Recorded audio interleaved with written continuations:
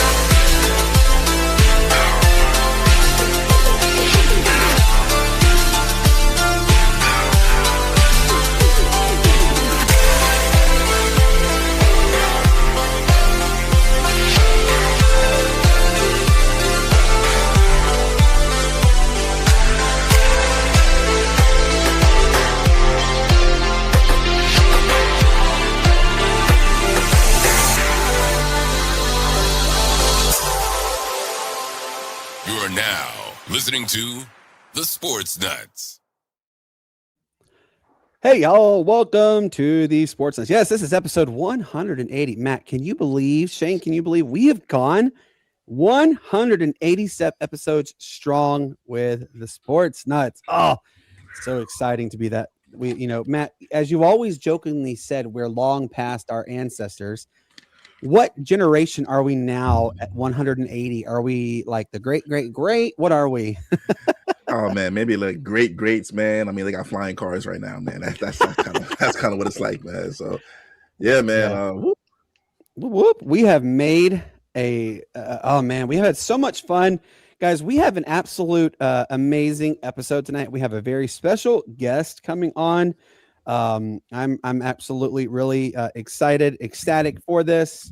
And after she leaves, though, we still have a lot to talk about.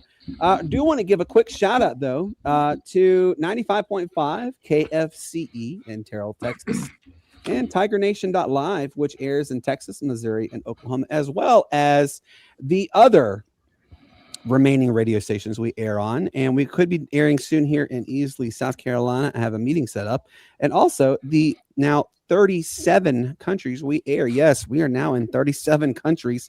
Shout out to people who watch us in Pakistan. I had no idea people watch us there, but yeah, we do. I mean, albeit small, but still we hit people watch there, so it really means a lot to us in France, everything. So we really appreciate it. Matt, man, what's going on with you? Oh man, same old, man. You know how it is, man. Just sitting back and enjoying the sports scene right now, man. Especially with the playoffs going on and with big trades happening in the NBA and things like that, man. So just soaking it all in, man. Just happy that we're back now and just trying not to remember that in a few months, man, there's gonna be a lull where this. Yep, it's the dead zone, Yeah. So just enjoying it now. Absolutely, the so ever popular dead zone. By the way, breaking news: John Harbaugh has interviewed with the Atlanta Falcons. Saw that. However, Clint Kubiak, according to 680 The Fan, Clint Kubiak is still listed as the favorites to land the Atlanta Falcons head coaching position. I do know also that Matt Ryan has come out and said that he is waiting until the Chicago Bears season ends because they have requested an interview with Ian Cunningham to be the next general manager. So did you see them giving them a little bit of a shakedown there on the set when he was on the phone? Yes. He was on the phone and they go, "Oh, are you texting coaches now?" And he's like, "No comment." I died laughing. Shane, man, what's going on with you?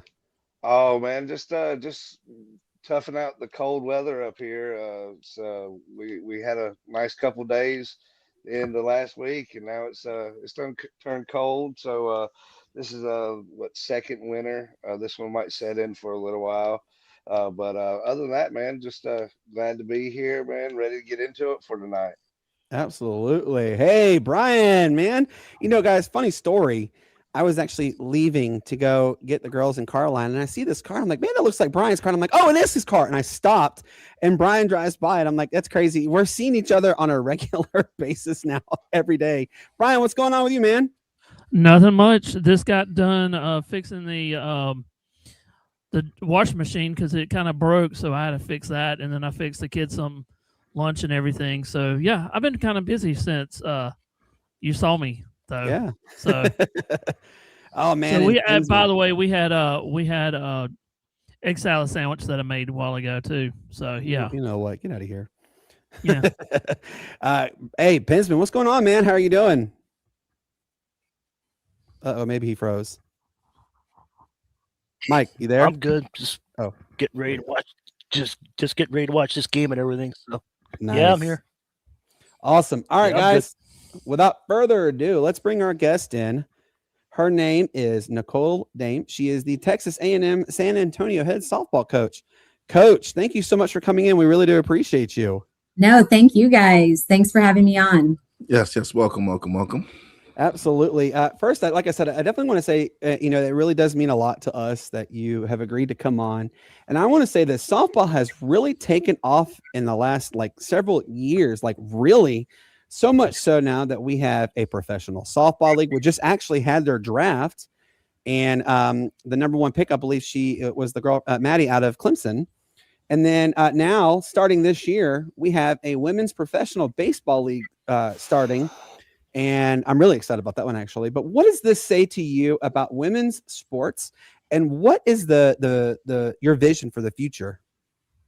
I think the biggest thing is it's kind of the old saying, if you build it, they will come. As you can see, the Women's College World Series has gained more and more interest each year. Ticket sales are going up, and that was one of the biggest reasons why the need for something after college, the professional league. So I think it just continues to grow and grow. Fans are interested. They want to see, women on the field, and little girls want to see women on the field. And so I think it's just a testament to kind of show you the trajectory that women's sports is on. Absolutely. And I got to say this also, shout out to my daughter's softball team, Coach Dustin and his wife, Stephanie. They are watching. So definitely give a shout. My daughter she's playing now. This would be her sixth season almost going into it with softball. So she's actually really excited. My wife is watching as well. She played softball her entire life. So we're huge softball fans. That's great. Yes. Shane, go ahead. Yes, Nicole, we really appreciate you coming on with us again. Being based out of San Antonio, with it being a bigger sports kind of, area, what do you guys do kind of as a smaller school to kind of combat that challenge of being in that bigger sports city? And what are kind of some of the things that you guys do as an actual team to kind of get out there into the community? So for us as coaches on the recruiting side of it, I have a wonderful staff. I have a full-time assistant coach, and then I also have two volunteer coaches, one who's actually a former player of ours who still wants to be involved and was there from the very get-go. So we try to get out to as many tournaments as we can. We love to stand shoulder to shoulder with the big Division I, Division II schools. We like to make our presence known. So I do have to attribute a lot of that to my staff we're able to kind of be at multiple places, especially at the bigger tournaments that we have here in Texas and actually out of state as well. So those guys are, we kind of divide and conquer and just kind of get our program out there, get our school out there. We're still a fairly young university. In university years, the university's only been around for about 16 years. And then athletics has only been around for 6 years at the school. So we try to get out in front of as many players at many select tournaments as we can, just to kind of let everyone know, hey, we're here. We're fairly new and we're growing. So come take a look at what we got on the south side of San Antonio. Absolutely. Wow. I didn't know you guys were such a young program still. I mean, Yes. only 6 years. That's Yeah, incredible. wow. That's huge though, because I mean, you never know where athletics are going to take off. I mean, Matt will tell you this too. We actually had we had Whittier College on, Whittier College 12-year hiatus on their football program, and their head coach came on our program, and they've already said they've had a lot of people signing up and recruiting. That's awesome. That's where it makes it more enjoyable, is watching these smaller programs get their feet underneath them and they really blossom, and it makes the smile ear to ear. Go ahead. Yes, good evening, Nicole. Like the other guy said, we really appreciate you coming here, spending your time with us. As you could be doing so many better things. But yes, can you kind of give us a rundown of from the time where you kind of fell in love with the sport, and kind of give us your journey from that goes from then to now, where you're at right now as a head coach? Yeah, so I was the firstborn grandchild, and my mom has three brothers who are younger than her.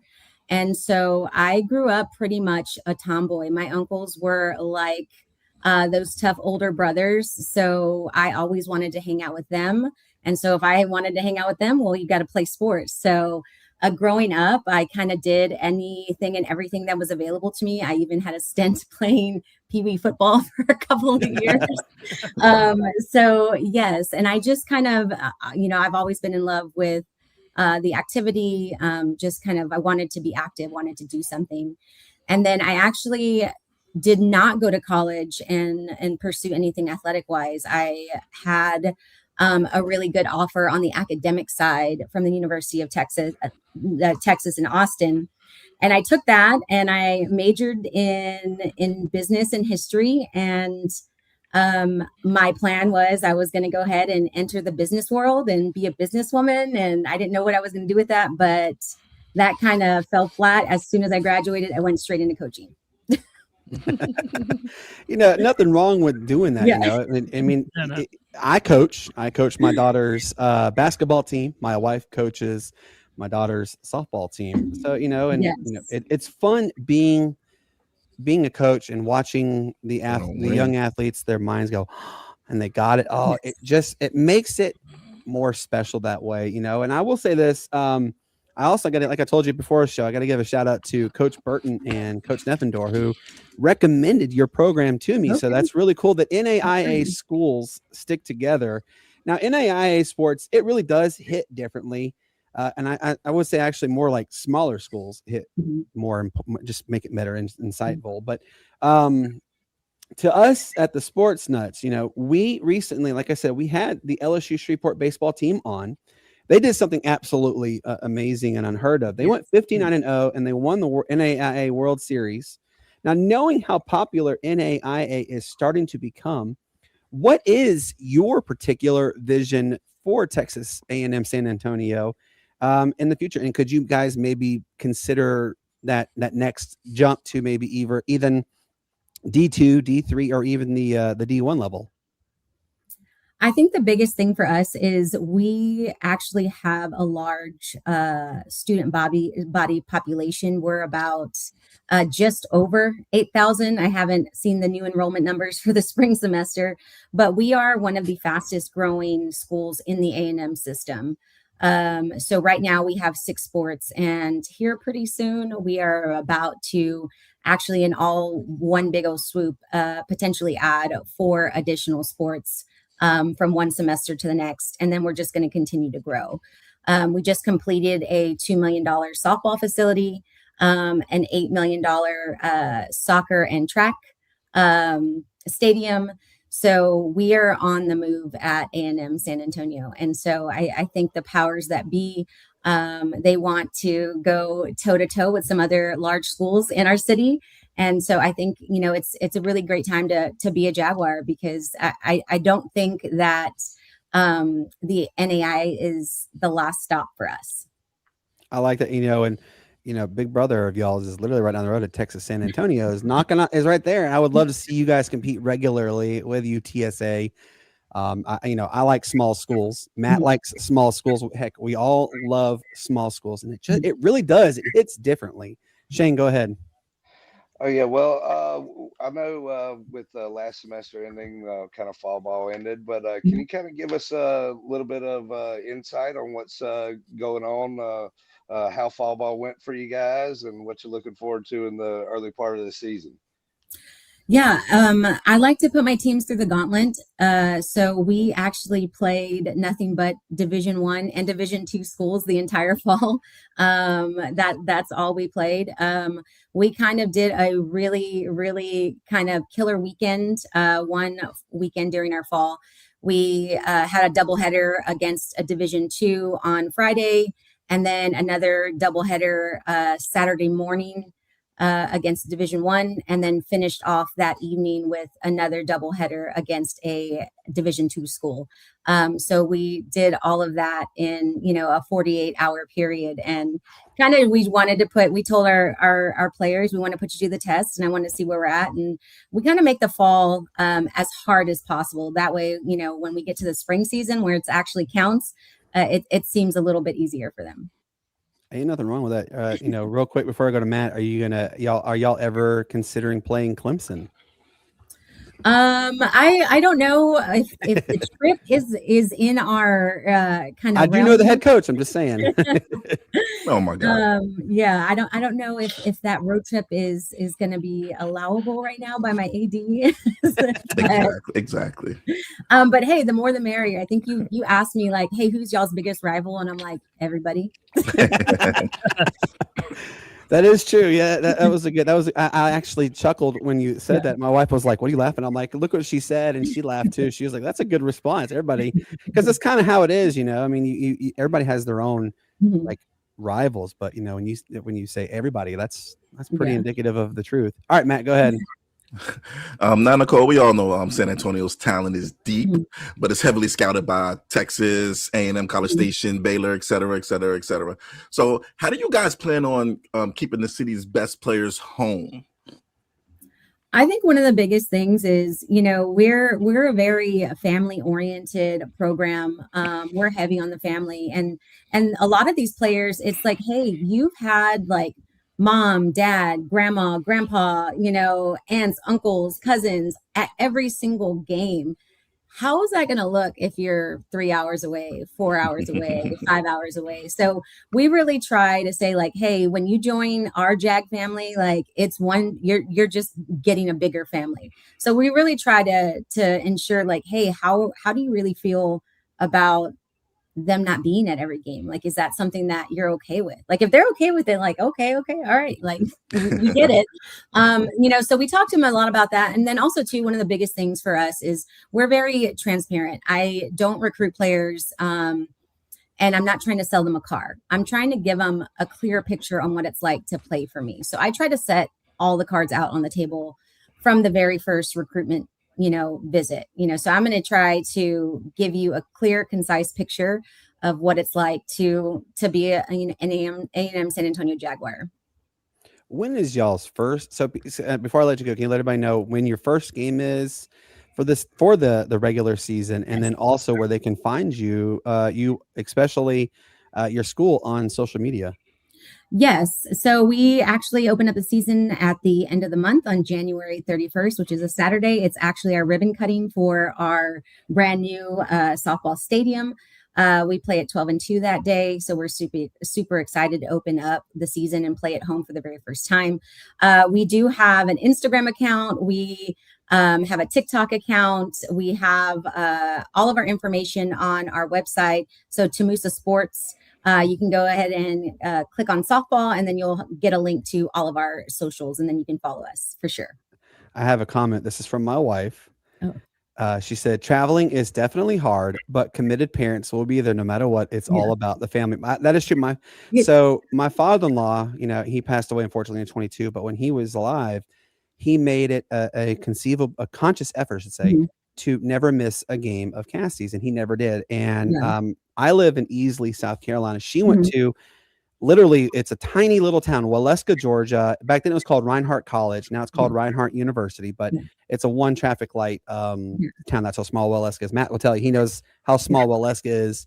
And he would always come to every game. So it's true. You all are one piece of family, and the commitment is there. I've missed a couple of my daughter's softball games. That's because they have to go down to Anderson or whatnot. And there was one time they went all the way down to Walhalla, and that's a trek. Yeah. So, but I will say this: I absolutely am honored that you came on, and I do want to have you come on again towards y'all's season really ramping up, because I would love to keep tabs on you if you're down for that.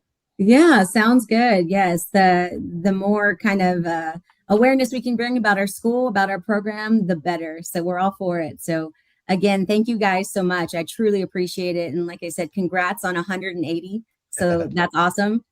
So Yes. maybe it'll be 200 by the time I come back. So I'm okay with that. I mean, like I said, I've been doing this technically. My wife's been doing, and she got me into this. So, I mean, shout out to my wife, shout out to Matt, Shane, and our newest members, Brian and Mike, for really helping grow this channel. But I really appreciate you, Coach, and I want you to have a fantastic evening, and we'll talk soon. Sound good? All right. Thank you guys. Appreciate it.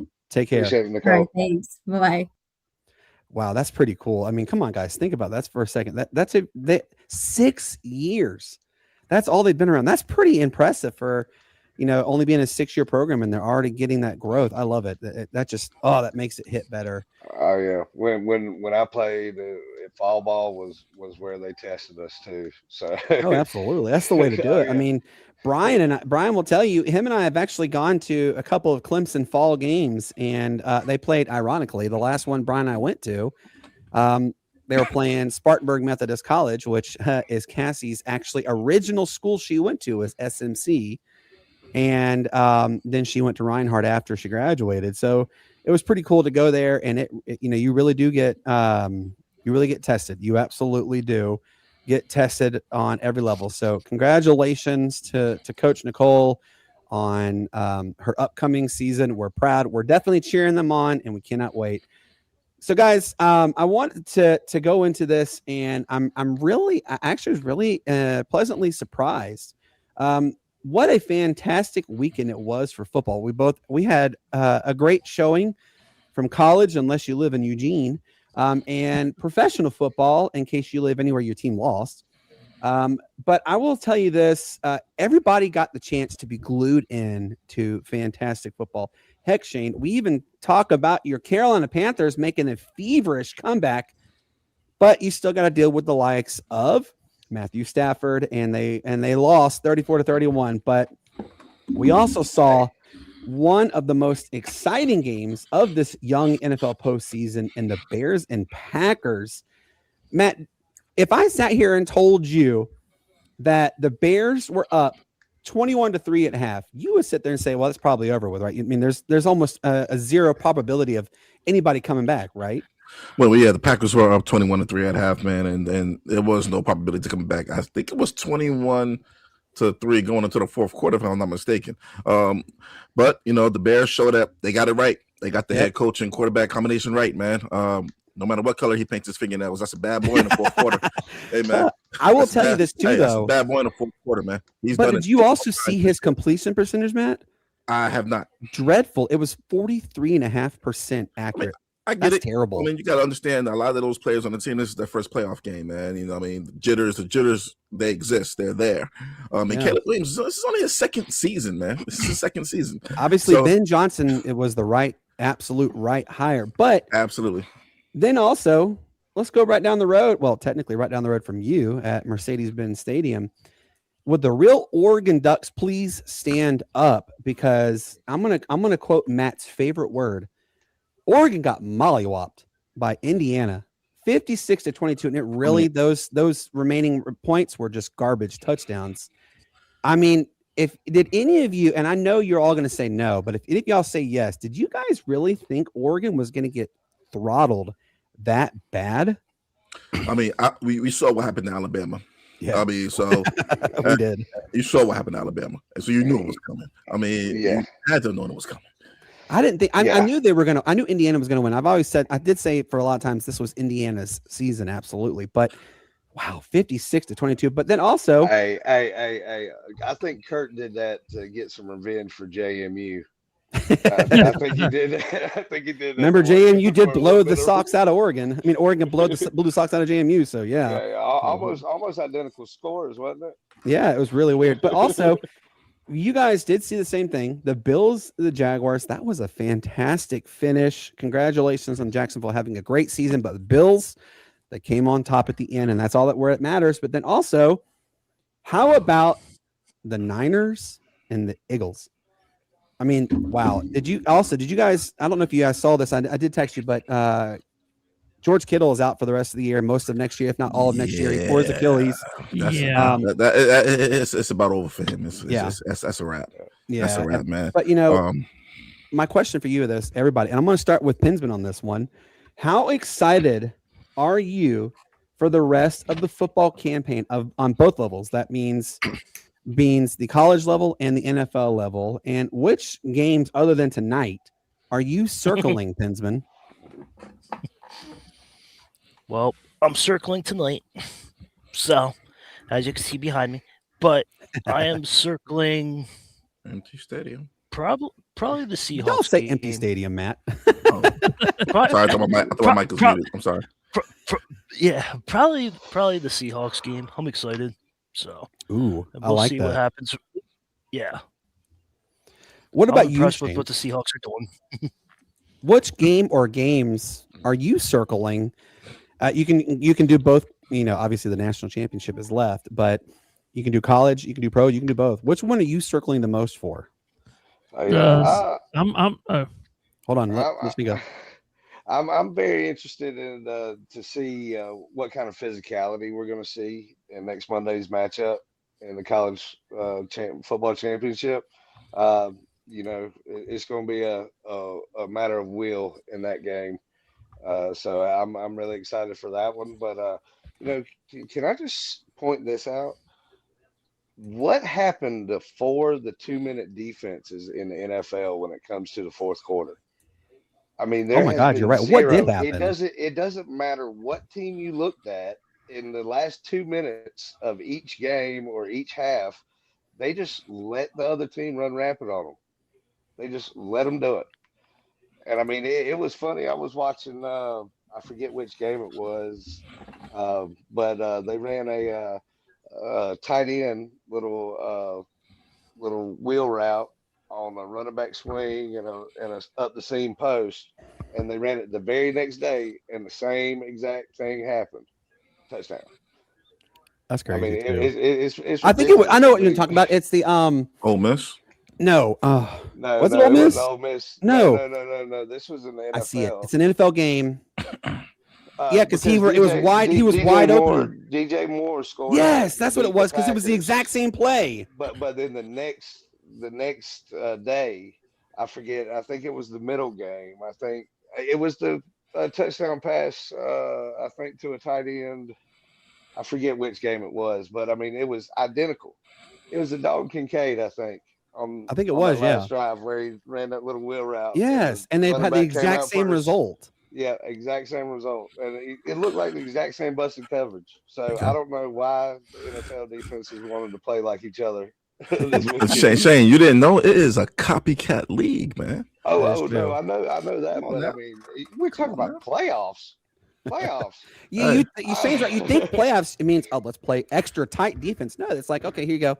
There's so much go. tape on all these You teams get a already. touchdown. You know what? They're giving touchdowns like Oprah's giving away cars. You get a touchdown. There's so much tape on all these teams already. You can see what kind of defense they like to play on each down. You can see where the holes are at. I mean, it is true, and it's so weird. Like, I'll be on the phone with either Matt or I'll be on the phone with Pinsman or even Shane, and I'm like, oh, that's gonna go right here, and sure, it's like I can read it. If I can read it, that coaches are absolutely able to read it too, and they see it coming full front. You're like, oh, they're going right here. That's absolutely where they're going right away, and they do it, and you're like, what in the world, man? Were you thinking? How could you not realize what they were doing? And you're right, Shane. That was, it was a exact copy of the touchdown with DJ Moore. I mean, it was like exact, and they had the exact same result. And that way, and I was talking to when Cassie and I were watching this, I was like, they're going to go right here to DJ Moore because he's got extremely soft coverage. And then he run. It's like the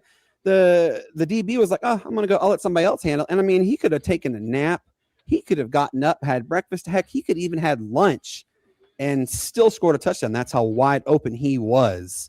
I'm like, that was terrible, but really, really good games. I mean, I had a lot of fun watching them.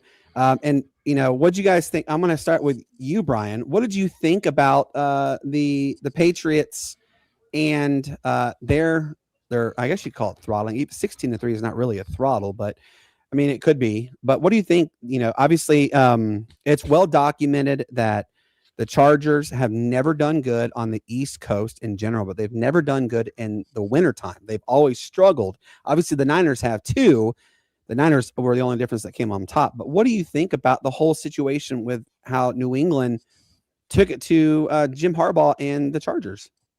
I think it was actually incredible because I actually picked the Patriots to actually win against the Chargers. And, it's just one of those things where they just took charge of it. Oh, yeah. I mean, you look at Drake May and all that. I mean, he went for 17 for 29 and 268 yards. I mean, that's not too bad. That's pretty good though. But, I mean, Harbaugh is kind of one of those, he'll lose one every once in a while in a big game. And that was a big game. And they just choked the whole entire time. They couldn't get nothing started. Yeah, they laid a really fat goose egg on that one. Yeah. Matt, what were your thoughts on the Eagles game as a whole? I mean, obviously, I don't know if you guys, I sent this to you, but I don't think I sent it to you, Matt. There's so much hatred for the Philadelphia fans towards any Philly team. Did I send you the video of the little boy saying he wants the whole team to basically, pack their stuff and get out of town? Well, no, I didn't see that video, but I saw some other reaction videos, man. Especially to the AJ Brown drops. But nah, man. I mean, you could tell that the Eagles kind of underestimated their opponent a bit. No reason why the Eagles should not have won that game. They're healthier. A lot. Stouter defense was stout. They did everything they needed to do, except for in the fourth quarter, they just couldn't, connect. Man, hats off to the Niners, man. They play with a heightened sense of urgency, more urgency than the Eagles. And the Eagles just got complacent. So, they got out coached. It's that simple. They got out coached, man. So shouts out to the Niners. Yeah, absolutely. They did get out coached. But Matt, you know this oh so well. With what Kyle Shanahan doesn't do is win on the big stages. I don't think they're going to make it due to how injury riddled they are to too many major players. Nick Bosa's out. Big Frank and the middle linebackers out. Now you got Kittle out. And people stepped up. They stepped up the last game, but I just think who do they play next? They play the They play the Seahawks. Seattle. Oh boy. That's the best defense in the league. So man, I and their pass catchers, they're gonna catch balls. Jackson Smith and Jigba. They got a lot of players, man. Great run game with Kenneth Walker and the other big kid. What's his name? Zach. I can't remember. Charbonnet. Zach Charbonnet. So they got a great run game, a great offensive line. They best defense in the league. It's gonna be a tough task, man. We'll see. They only held them in 3 points last time. They held the Niners with 3 points last time.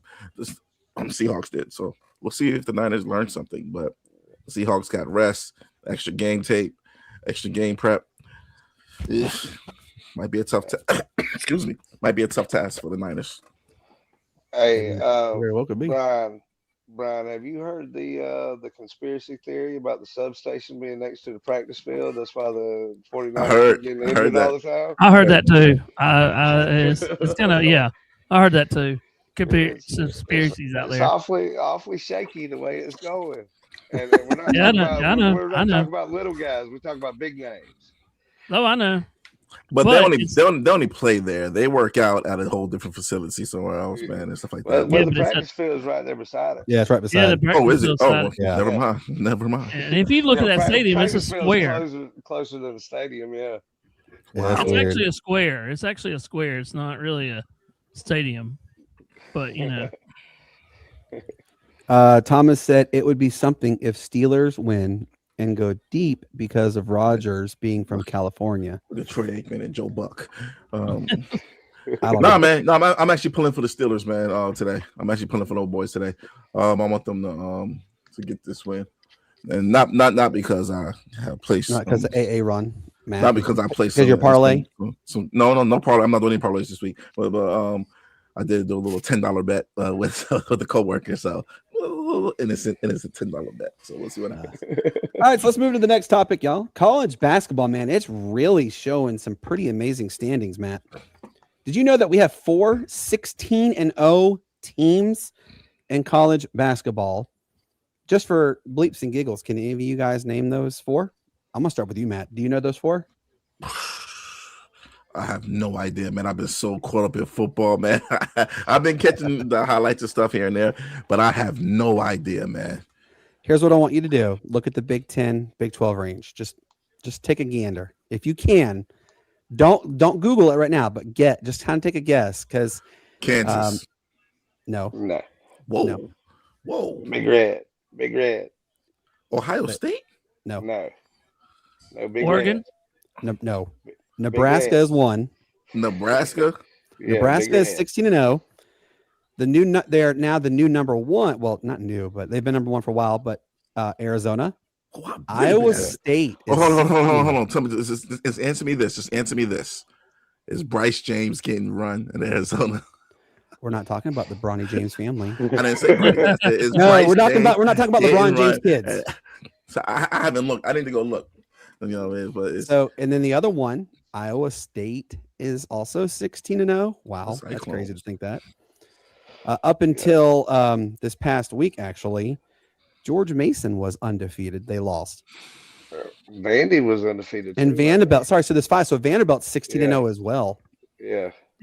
Tell me how cool that is to know that Vanderbilt used to be no-namers, but both Vanderbilt and Nebraska, they're having the best season ever in their history, actually. I bet you they're full of juniors and seniors, aren't they? No, Vanderbilt's full of freshmen. Really? Nebraska's got juniors and seniors, yes, but this is the best season they have ever had in their program's history. And then we saw, did you guys, I know Matt knows, so don't answer this question, Matt. Do you guys know who BYU's signature player is by chance? Signature freshman? Anybody? Matt knows this answer very well. I've seen him play. Begins with the D. Matt, would you please tell everybody who? No, it's AJ DeBanza. Probably gonna be him. He more likely could be the first pick of the draft. But him or that kid out of Kansas. Him too. Number 22. Darren Peterson. Yeah, Peterson. So, if you guys didn't watch it, BYU has this absolutely massive rival game. They call the Battle of the Mormons. It's BYU taking on Utah, and it's actually ain't no Mormon. It is a very hated rival. I had no clue it was that big of a rival, but man, it really is. Like, they have more police presence in that game than most other NFL and college football games. That's how big BYU and Utah. Oh, okay. It's the Battle of the Mormons, because Utah is a Mormon state, really. Yeah, back when Andrew Bogut played with Utah, it was a big thing. That was definitely a big thing. So my question is going to go to everybody, but I'm going to start with Shane on this one. Who are you thinking could finish this NCAA, this regular season, undefeated and make a big splash in the NCAA tournament? Well, of course, Arizona looks good. Iowa State. So, I mean, that's going to work itself out right there. Probably going to be split because both of them look good. I like Iowa State. They run the ball great. Play great team defense and offense. They like to share. But I can tell you, Michigan State, they've started coming around after a couple of early season losses. They're starting to look pretty good. Duke is starting to have a little bit of issues, kind of relying on Boozer. I think a little bit too much. I think he needs to get a little bit of time in a regular base offense and not run the ball through them so much in what they're trying to do. But they've got the talent to go deep. Other than that, man, the SEC, the big deviation from last year, how great all the teams were last year. And now you only have a handful that are right there leading the SEC and look halfway decent. And that kind of goes back into reverse to the ACC, because now you see a bunch of ACC teams kind of looking like that. Kind of mid-tier as far as the national scale goes, but kind of just all of them looking great in play right now, although it is early conference play. But yeah, you've got a lot of great ones out there, but definitely kind of, other than the blue bloods of Duke and Michigan State, Iowa State's got a good run, and Houston is always dangerous with the athletes that they have on the court and their coach down there. So it's going to be really interesting to see for the rest of the year. Matt, we didn't mention one team. I did it on purpose because I want to see if they did get the notoriety they deserve. Do y'all know Miami of Ohio is also undefeated? They're 17-0. Shout out to the MAC, like for real, the MAC. Matt, who do you think is going to run the table the rest of the way undefeated and make a serious splash? You look at a couple of teams that you have. Number one, I see Arizona's ranked number one. They're relying on a freshman too, Koa Pete as well, who'll more likely be a lottery pick. The Cyclones always have good defense, but the team I think is going to kind of. I have actually three teams that I'm looking at. Very well coached. They've won recently. UConn, Michigan, and Purdue. Those particular teams, man. I'm looking at those. You saw Michigan lost though. I know. I saw yesterday, right? Was it yesterday? 2 days ago, yeah. 2 days ago, yeah. I mean, understood. I mean, no team's going to stay undefeated, man. This is basketball. No team stays undefeated in basketball. That just doesn't really happen too much. Wait. We can say that also about baseball. Remember, a baseball team at 59-0. Well, basketball is such a fast-paced sport, man. That we're not talking about Gonzaga anymore. Yeah, you're gonna be tired. Injuries happen. Wear and tear. And then with basketball, you just have to, you play offense and defense. I mean, so it's very rare for college basketball team to go undefeated, man. Can you remember the last basketball college team that won undefeated and won all the way to the championship? Can you remember? Do you remember that? If I'm not mistaken. Has it happened? Yeah, it's happened before. I know Gonzaga did it too. They went all the way to the champion and then lost. Exactly. The one that went all the way was UNC. I think they went 32 they and lost by. Yeah, they lost by the buzzer beater by a half court shot to Villanova, right? That was Villanova that year, I think. That was Duke. Was it Duke? Yeah.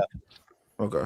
Yeah, I remember that. I think it's only been done. It literally has only been done a few times. I think like 3 or 4 at most. If that, I don't think it's ever been done. To be honest with you, I don't think it's ever been done. I think it was twice. On the girls' side, yes, because you have the UConn teams. Yes, on the girls' side, absolutely, it's been done. But in the Tennessee teams, but in men's college basketball, I don't think that's been done. But besides the point, I like to get off track here. Yes, those teams I can definitely see, man. But Purdue with their star sophomore 7-footer, man.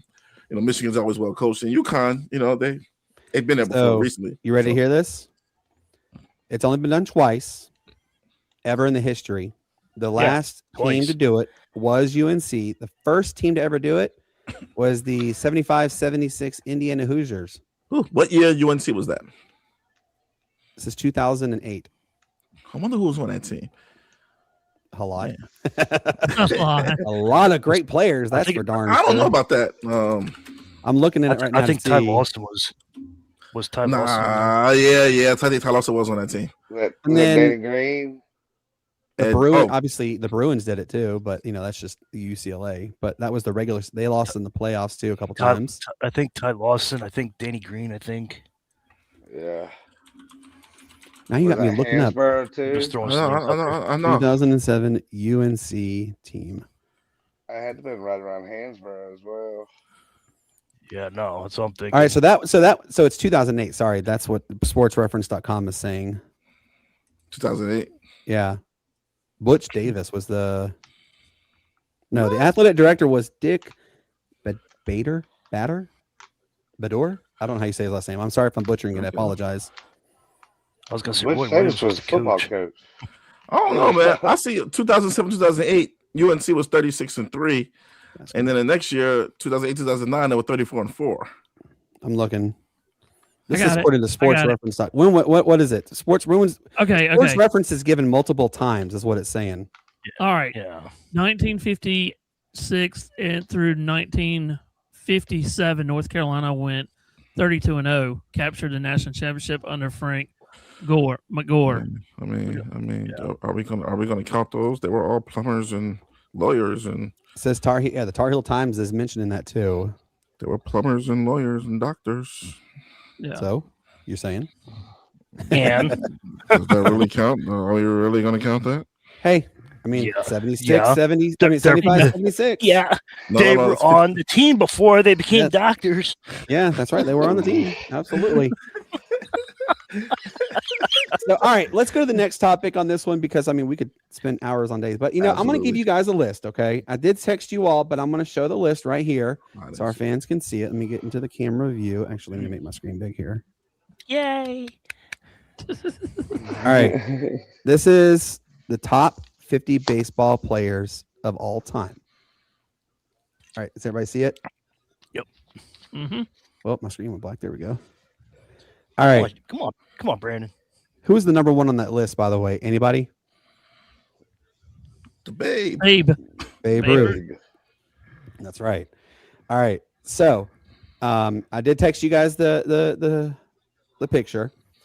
So Right. pull it up if you can, and I want you guys to look at it. What are your thoughts on this list? Okay, and I'm going to start with you, Matt. On that list, if you could add any additional players to the list, who would you add and why? Huh. I'm looking at the list now. And first off, what do you think of the list? There's pretty good players on there. Well, there we go. Got it. All right, there we go. We'll edit that out.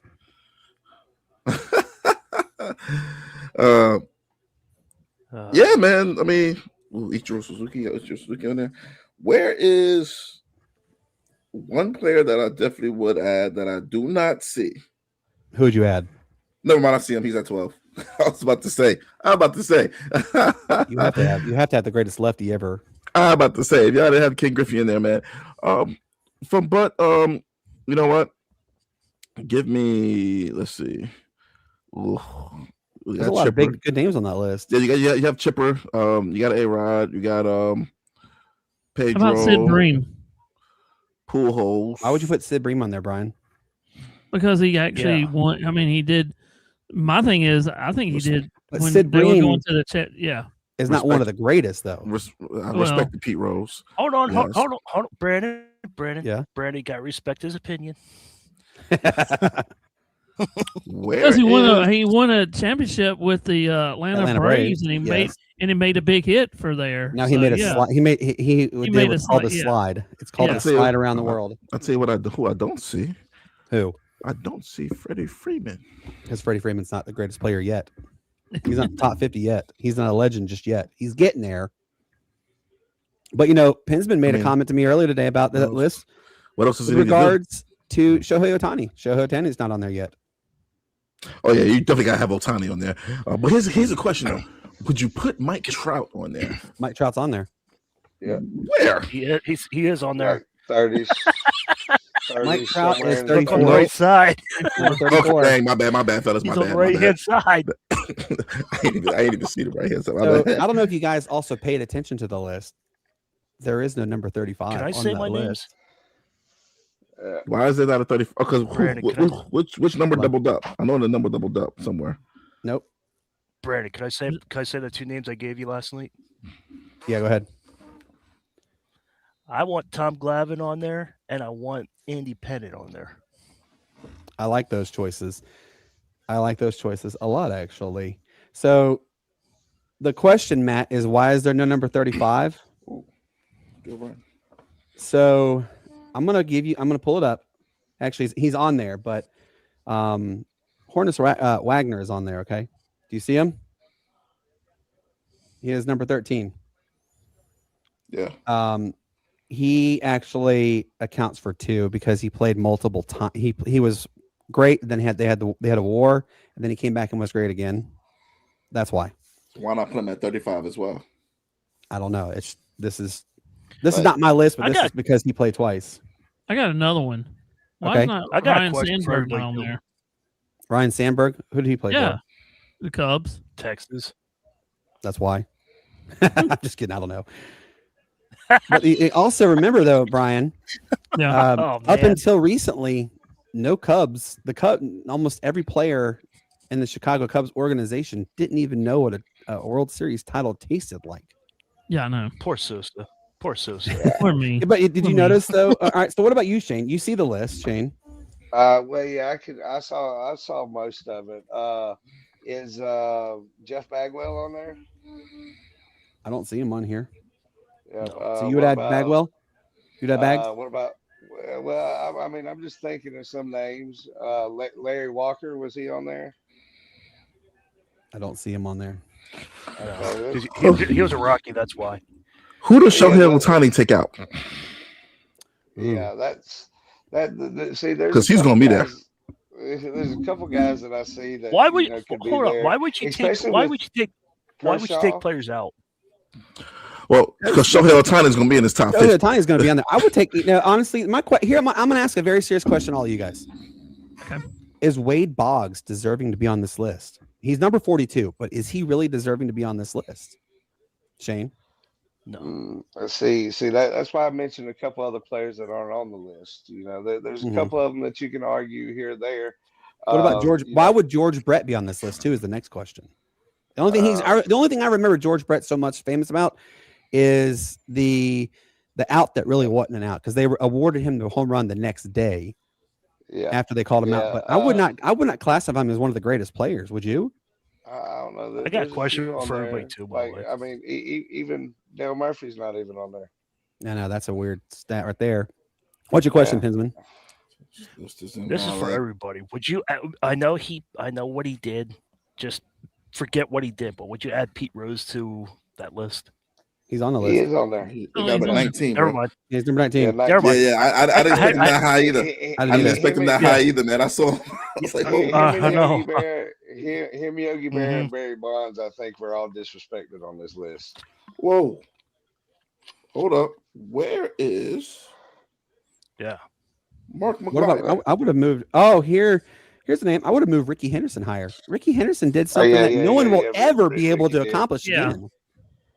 Yeah. Ricky got that now. Ricky got that. Brandon, What? why is Mark McGwire not on here? I don't know. You got to ask the people. Why who is made Sosa that not list. on there? Why is Sammy Sosa not on there? Why is Jose Canseco not on there? Oh, Hey, Brandon, Remember? I would move up David Nolan Bonds is Ryan on up here. a little bit. Because Barry Bonds is technically the home run king. Theoretically, he is listed as the home run king. I know, but he is theoretically listed, even though there is a huge asterisk to his name. He still is the home run king. He was never accused of anything. Best hitter of all time. But even before the abnormally large head growth, he probably was already a Hall of Famer, man, to be honest with you. Yeah. Best hitter of all time. Go ask any Hall of Fame pitcher that faced him. And then go look at his stats as well against him. What Randy Johnson says. Randy Johnson's on there too. I know. Yeah. I'm saying whatever Randy Johnson says, Randy Johnson called him the best hitter. So what Randy Johnson says. So I got a question to tag along with Greg this Maddux. listing. Okay, y'all ready to hear this question? Who is the most famous baseball card you have off of this list? Anybody off this list you have? It can't be a replica. It has to be an actual baseball card. Oh, I got like 4 of them things. Yeah, right. I keep cards. I used to have a bunch. And John Rocco is not on the list. No, Keep cards. I had the Rocket Chipper. was though. Roger I Clemens know is I on had that a- list. I know I had a couple Chippers, Ken Griffey, Randy Johnson. I had a couple of them when I was younger. Nice. But, and they were Brandon, in a box I'm hoping somewhere this that got thrown away. I'm hoping Yeah, this I mean- one's good for us, man. You know what? So all right, All right. Baseball, man. Baseball. let's go to Brandon. you, Brian. Who is the best baseball card that you have off this list? Do you have The any? best one that I Not have. Not Do you have any football. I'll say the baseball. rookie card of Andrew, Chipper Jones. I got the rookie card of Chipper Jones. I like that. What about you, And Pin? then- Mike, you have one? No. I have a Mike Trout rookie card, Well, I don't got one I don't way up on all of I y'all. and don't have I have a Lou I don't have Gehrig any famous card. ones. I got one way better than that one. And I got to give a shout out to my grandpa. He is not here anymore. He passed away in 98, but I have it. and it is the actual card that came back then in the old days. Baseball cards I'm still waiting for you to mail it to me. I'm not giving you that card. Baseball cards back in the day used to come in packs of cigarettes. So if you ever go and you ever look, the baseball cards were a lot thinner and they have that little bit of tobacco smell to them. Well, I'm shocked you knew that, Brandon. How would you be shocked I know that? Damn, I keep forgetting my mic is not muted. So I have number 13's baseball card. There was only 500 actual cards ever made, and my grandpa got it, Honus Wagner. And I will tell you this proof because Brian has seen the card. Matt has also seen that card. But yeah, I have. I think you have too, Shane. Shane, you've seen it too, right? Just do a thumbs up if you have. I think I showed you it, didn't I? You've showed me a lot of stuff before out there. It's too much to keep up with. But yeah, probably. I mean, every time we go over there, Brandon got a new baby ready to run. I do. I have a lot of sports memorabilia. You know, I was on TikTok live the other day and someone said, do you have a lot of sports memorabilia? And I have about 2 bedrooms full of sports memorabilia. And that's no joke. It's real on that one. But yes, I got to give a shout out to my grandpa. He gave me that card, and that card is heavily protected because it's. I got a little story, Brandon, to tell y'all about this one. That's not football. That's baseball. That's basketball. It's baseball. Hey, it's a graded Victor rookie card, baby. Hey. What's the grade? 96. That's nothing. All right, what you're saying, Brian? Okay, when my dad and my uncle, well, not uncle, but his cousins or whatever, they used to collect baseball cards back in the 60s and 70s. And when they went to school one time, my dad's cousin's mom went into his closet, and they had like Babe Ruth, all the old ones back then when they were playing, and she went in the shoebox and threw them in the fire. There's no. Oh my God! Disrespect. Yeah. That I would have. Who is that, Matt, on that card? Aaron Judge rookie card. Oh my God! I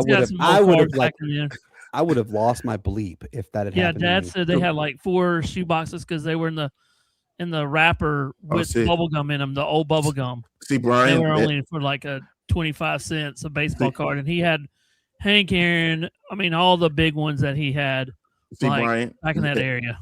In that instance, somebody had to lose their life. Oh my God, I would have been livid. Somebody had to lose their Dad's life. got some of them at the house. I don't know what he's got right now, but I know he's got somebody had to go. Somebody had to go. Uncle Eric, shout out to Uncle Eric. I don't know if he watches or not, but he also has a Babe Ruth rookie card that he got as a kid. And Uncle Bubba also had a lot of good cards too. And I'm like, oh, man, when Paul died, I wish I had gotten a lot of those opportunities. But fans who are watching, we would love to know as well what famous baseball cards do you have? Let's go to the next topic, Matt. I'm really excited to do this one with you, especially the Atlanta Falcons. They have started to make major splashes in the right direction. They hired Matt. First off, they fired literally every coach imaginable except Jeff Ulbrich. Jeff Ulbrich is actually mentioned as the most likely he is going to be retained, according to Matt Ryan, as the possible defensive coordinator. But Matt Ryan was hired as the director of football operations, and it is widely believed, and he's even made mention to it, they are waiting until the Chicago Bears season ends because they have requested an interview for said Ian Cunningham to be the possible GM. Ian Cunningham actually played with Matt Ryan, and it would be the best option to be. And if you could go on Twitter right now and just look at it, I mean, Matt, you know this too. There's probably 80 to 100 comments a day about is Ian our GM yet?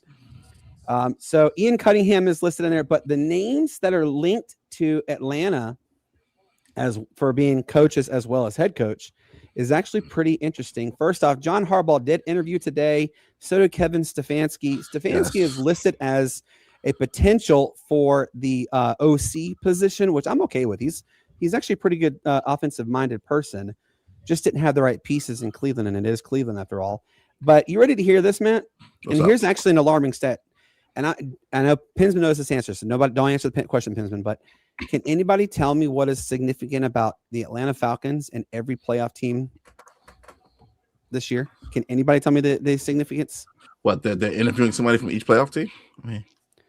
Every team in the NFL playoffs had either a coach or a player from the 2016 team. Every team had a coach or a player.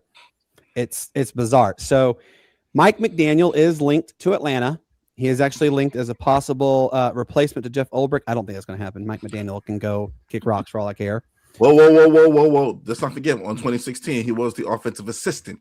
Mm-hmm. So he's familiar with the Shanahan offense, man. That might be a good look as offensive coordinator, man. That So might Sean be a good McDermott, look. Sean McDermott, remember, he was also part of the Atlanta Falcons 2016. He's the head coach at Buffalo. Sean McVay also. What was McDermott doing? McDermott was I believe, I'm not mistaken, he's a defensive assistant. Okay. I know that Sean McVay was actually a special teams. Yes. I thought McDermott was defensive coordinator for Bam Bam Cam and them, and then he went to the Bills in 2015. He was a part of the Falcons. No, Every coach Dan Quinn brought him over with the when Dan Quinn came over. When Dan came over. Every coach, every team in the playoffs had one player or a coach, some form or another. Like I know in Seattle, the special teams coach used to be the special teams assistant for Atlanta.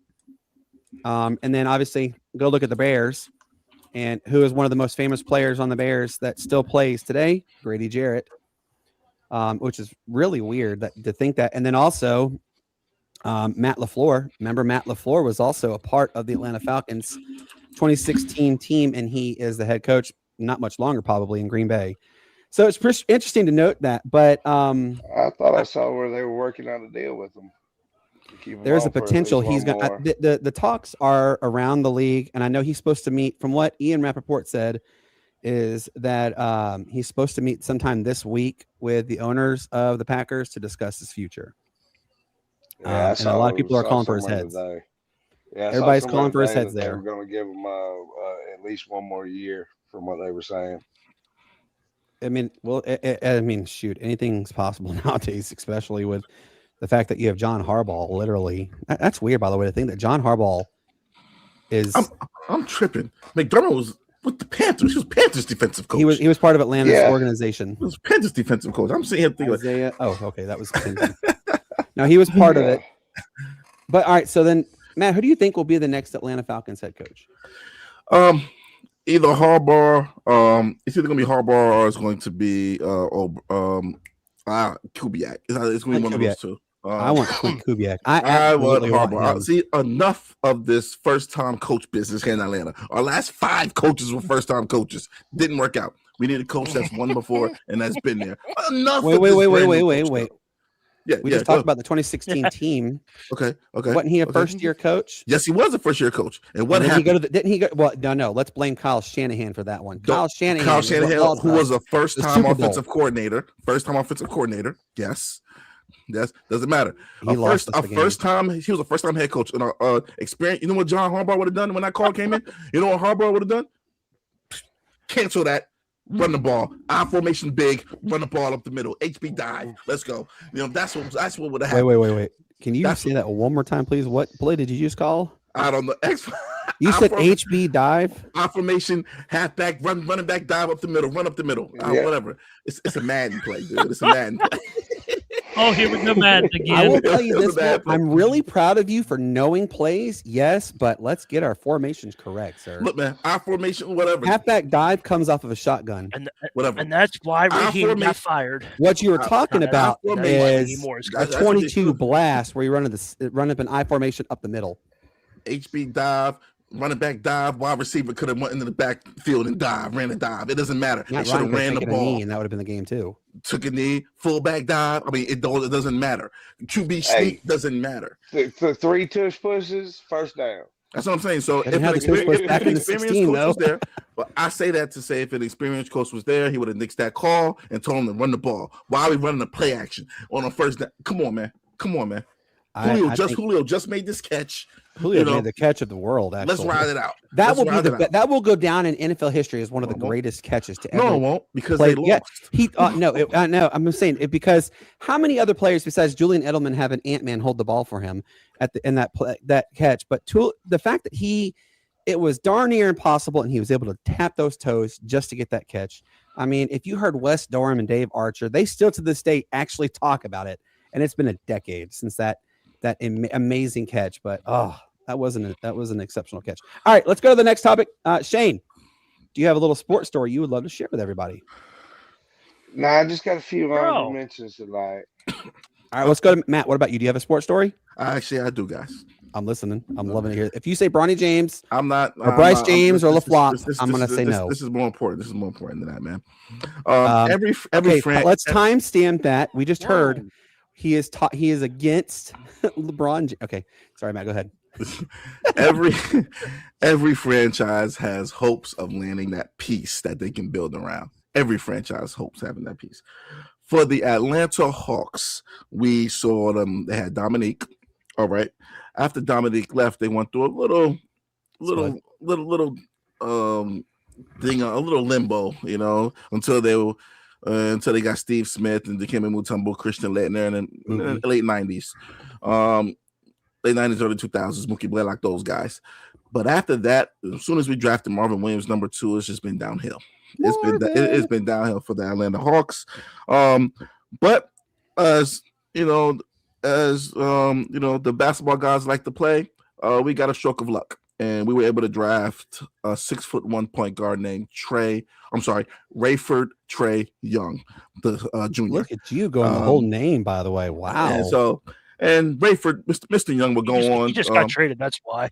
And Mr. Young would go on to, in his second year in the league, be the only player to ever lead the NBA in scoring, total points, and total assists in the same season.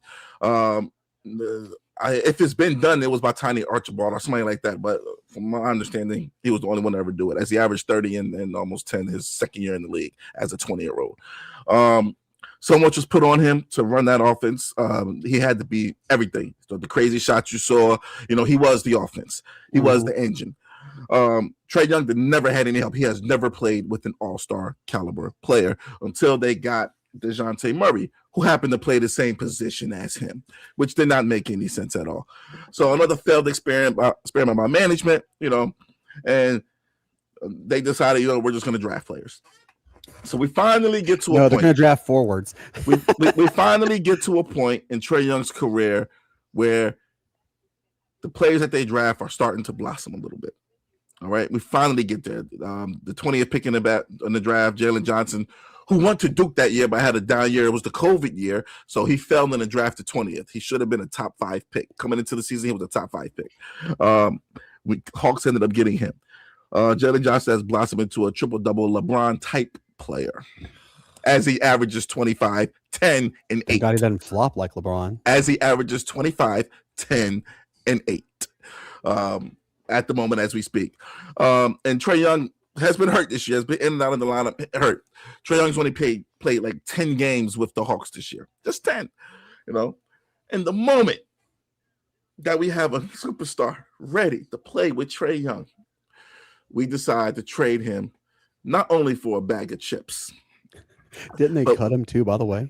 But we play him, we trade him for a bag of chips and a bag of marshmallows. But didn't the bag of chips and marshmallows get waived? No. We kept CJ McCollum, and he played, and Corey Kispert, who are fine players. There's nothing wrong with bag of chips. First of all, I say that because of the magnitude of the contract levels and the type of players that they are. Trey Young is an All-NBA player. He's been an All-NBA type player. He's won All-NBA, I think second team or third team one of those seasons. 4-time All-Star. Leads the league in assists dang near every year. Anyway. So I say all that to say, guys, sometimes, the best move is to not trade at all. That's I say that to say this. And as Trey goes to Washington, we might see who did you trade. Heck of a bullet, by the way. You trade them to inside your own division as well. The Washington and Atlanta are in the same division, guys, just so you know. So, now we're going to watch as Trey Young takes this team of Washington, and I see next year that team making it into the playoffs, can possibly have a better record than the Hawks. So we'll see what happens, guys. But I say that to say thank you, Trey Young. Thank you for, giving us hope and giving us something to believe in here in Atlanta, especially when we have nothing, because we ain't getting anything from the Falcons. So I got something to say for you, Matt. I'm Matt Bartender. I will have what Matt's having, please, because apparently it's strong. To think the Washington Bullets are going to do anything. You're gonna be Anyway, surprised. let's go to our next. Wizards, by the way. They're the No, they're Wizards, still the not Bullets to me. They will be the Bullets until the day I die. So let's go to our favorite subject, our favorite topic, which is the honorable mentions. We give you a few honorable mentions that maybe the mainstream media didn't really give you. So the first one I'm going to say is shout out to the Chicago Bears, just for a few reasons. They came back from being down 21-3, which if you do the math, that's 18. And excuse me, this is a weird stat. This is their first playoff victory in 15 years. And that is alarming. So Ben Johnson, tip my cap to you, and absolutely shout out to the Chicago Bears. Matt, give us your first honorable mention, sir. My first honorable mention, man. It pays me to do this, but I'm gonna do it. Shout out to the Carolina Panthers for the season that they had getting into the playoffs. In the beginning of the year, we bashed them royally, and we bashed them like nobody could bash before. We said anything in the world about how they were only going to win 2 games. They proved us wrong. We won a division. So what I'm going to do is I'm going to take this egg and put it in my face.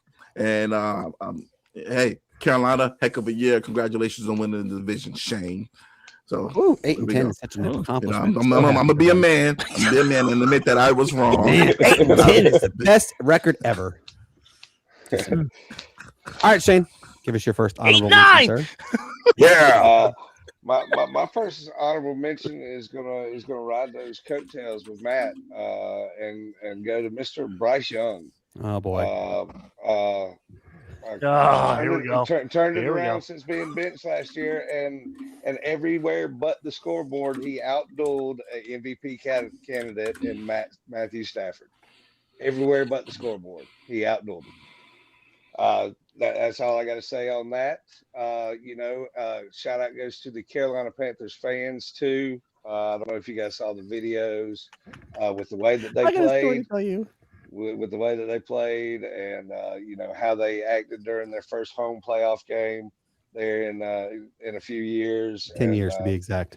10 years, and then staying around and showing the support for what they have. I mean, they've got a young core, and they and I think a mentality that changed people's minds, like Matt's this year. Change them real across the nation next year, I hope. So I'm going to also give an honorable mention shout out to Whistle 100 for their lovely commentary today. All us Carolina Panthers fans are pretty upset. I spent $12.99 on a flag, and now I'm trying to sell it. Bandwagon. Just saying. All right, Pensman, give us your first honorable mention, sir. My first honorable mention is Fernando Mendoza putting up 5 touchdowns, destroying Oregon's defense. Well played. Cleaned the pocket, perfect in the pocket. Rushed like he was Michael Vick. He was outstanding. He was outstanding. I think that was his best game of his whole career. Yeah, it was. Go ahead, Matt. What? It was insane. What? That's got a comment. It's a little bit strong there, man. Go ahead, he literally had the game of his life. Heck, at halftime he was 10 of 11.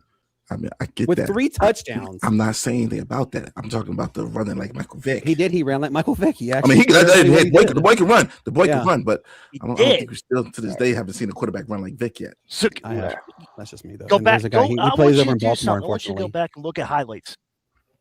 So the last running. All right, so listen. Watch highlights. The last quarterback that I think really reminds me of Michael Vick. He wears number 8 and he plays for the Baltimore Ravens. Just saying. He reminds me a lot. Even that, man. Lamar isn't as quick as Vick. No, but he is as elusive though. He is absolutely as elusive. I don't know about that, man. That's tough, bro. All right, Brian, give us your first honorable mention, sir. Well, this is actually a news report from today. So I give NASCAR. They've been working hard. They haven't leaked anything until 3:30 today about their new Chase championship thing, how they're going to do it. So commends to them guys that didn't even leak it until like 3:30, but they've been knowing about a meeting for about a week. But congrats to them not leaking anything out this week, though. Absolutely. All right, so I have 2 honorable mentions that I'm going to give because of time. But the first one is Alex Bregman signed a 5-year, $175 million deal to join the Cubs. I think this is a very good move for the Cubs. I think this could help them solidify themselves again, finally, as another NL contender.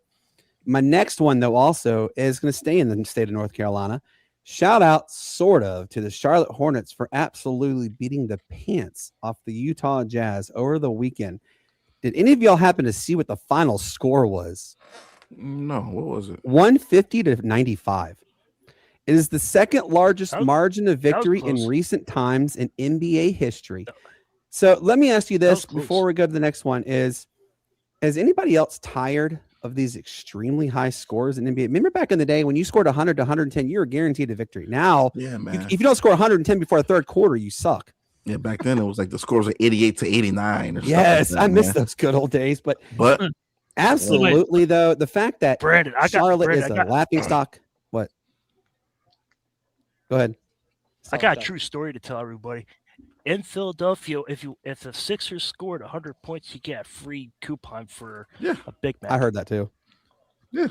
Even though here in Atlanta, man, they get Chick-fil-A. You scored over 100 points, you got Chick-fil-A. Yeah, you get 100. Yeah, you get Chick-fil-A. Yeah. But now it's like, okay. The team's average 100 points now. If you score 200 points, you get a free meal. Well, you get a whole lot more if you score 200. So this will be, like I said, this is the second largest ever in recent NBA history. The largest, you have to go back to December 2nd, 2021, when the Oklahoma City Thunder beat the Memphis Grizzlies by 73 points, 152 to 79. So, wow. Like, I'm done with these high scoring. All right, Matt, give us your next honorable mention, please, sir. All right, my next honorable mention is going to go to Caleb Williams, man. Got to respect the young bull. Came through. Everybody thought they were done going to the fourth quarter, but he brought them down there. They got 2 field goals, got it to 21-9, and then he just went on a rampage, man, and just started finding everybody. But another shout out, and this is my last one, goes really the rookie tight end, Lord Loveland. That's a bad boy, man. They had a game earlier this year. Wait, say it correctly. It's a bad man pajama. Yeah, I think it was against the Texans, but he had a game-winning drive where he caught the last, pass and took it to the house. So shout out to the Bears, man, and their offense, man. So gotta give it to him. All right, Shane, give us your next honorable mention. Next honorable mention is going to go out to Mr. Brooke Koepka. He's been through some tough times here. Him and his wife, unfortunately, had a bad family situation go on that he's recovering from. Came from the Live Tour, now back in the PGA ranks. He's got his first tournament coming up, so good luck to him and wish him the best. Yeah, unfortunately, his wife had a stillborn. And it's really sad. Oh, dang. So yeah, it's heartbreaking. They classify it as a miscarriage, even though it was a stillborn because she was past the second trimester. It's unfortunate. So definitely give your hearts to them. All right, Pensman, give us your next honorable mention, sir. The honorable mention goes to baseball season coming up. It's around the corner. I don't know if you keep mentioning it, Brandon, that February 20th is around the corner. It is. It's knocking on that door. So we'll see what happens. A lot of people are being moved. We'll see how the new people get acquainted to their new stadiums and new managers. So we'll see how it happens.